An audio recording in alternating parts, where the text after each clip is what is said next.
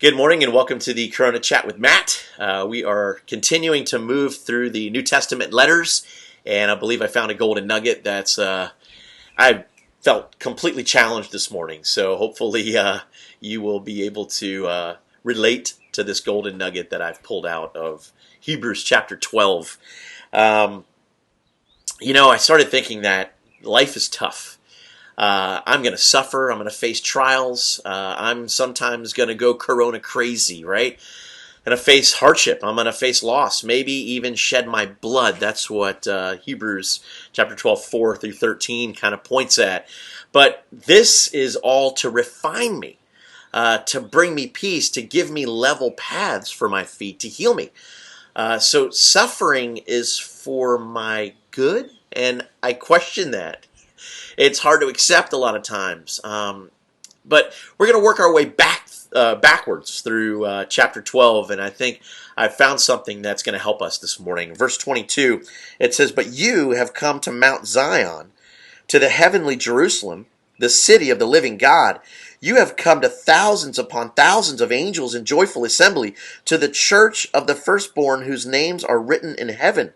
You have come to God, the judge of all men, to the spirits of righteousness, men made perfect, to Jesus, the mediator of a new covenant." Jump over to verse 28. It says, "Therefore, since we are receiving a kingdom that cannot be shaken, let us be thankful, and so worship God acceptably, with reverence and awe, for our God is a consuming fire." So it's no wonder that I should make every effort to live at peace with everyone and to be holy. It's no wonder that I should make sure that no one misses the grace, that they don't become bitter, that someone doesn't sell their birthright, right? I received a kingdom that cannot be shaken. So because of this, I'm thankful. I worship God acceptably, with reverence and awe. My God is a consuming fire. That's what verse 29 says. So I live underneath all that power. I'm in his household. So I started thinking, how is that encouragement presented to me? Well, that's when we look in verse 5. It says, "And you have forgotten that word of encouragement that addresses you as sons." God addresses me as his son. So, what in the world could be more important than that? Shouldn't my schedule revolve around his plans, around spending time with him, around spending time with his people, right? Shouldn't I be consumed with his kingdom? Is my approach to God acceptable? Is it reverent? Am I in awe of him? And it's not out of terror like Moses was. He was in terror. That's what verse 21 talks about. But this is out of gratitude, because that same creator, that consuming fire, is the very one who watches over me. It's the very one who loves me unconditionally. It's the very one who accepts me no matter who I am, no matter what I've done. See, he saved me not because of my righteousness, but because of his mercy. It's Titus 3. With this lens, see, I think the rest of it makes sense. If I look in verse 7, it says, "Endure hardship as discipline."